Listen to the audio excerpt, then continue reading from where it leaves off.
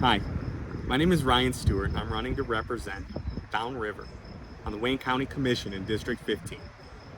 As a fifth-generation Downriver resident, I'm committed to making sure that our region's environmental and economic needs will be met for generations into the future.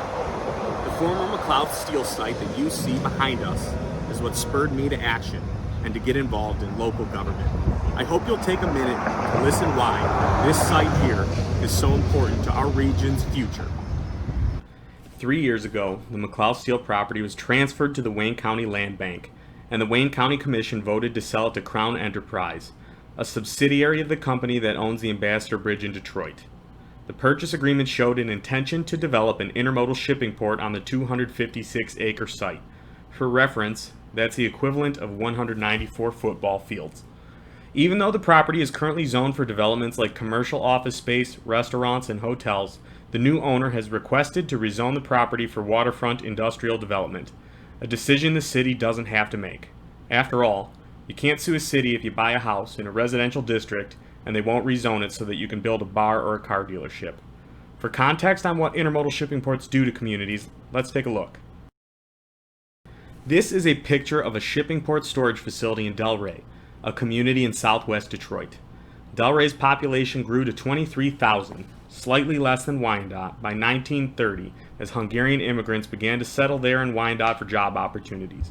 It has since declined to a population of 2,100 after facing extreme industrial development coupled with the most recent 1,500 layoffs at the U.S. Steel plant.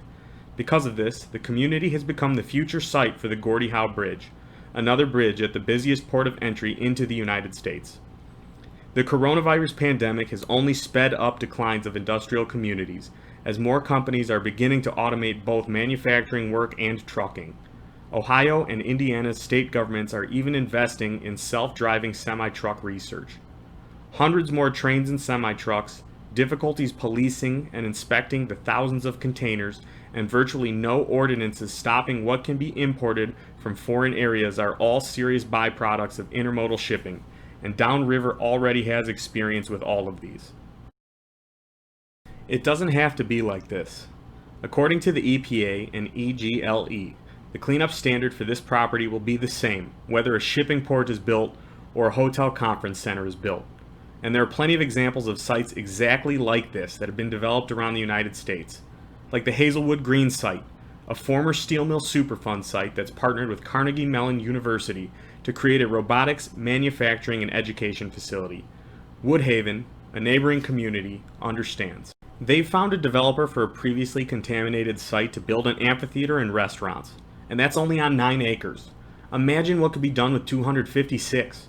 A hotel conference center for guests to stay when they visit Woodhaven's amphitheater, or even the U.S. Canadian International Wildlife Refuge, where tens of thousands of visitors are expected annually.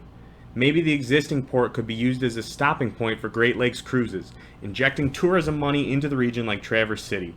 Every dollar in waterfront revitalization results in $3 of community revitalization, a 300% return on investment.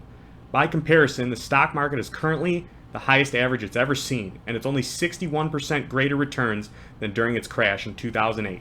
The Wayne County Commission plays a critical role in searching for economic development opportunities, and it's time our region has an advocate that understands the importance of bringing our region up to speed in a 21st century economy.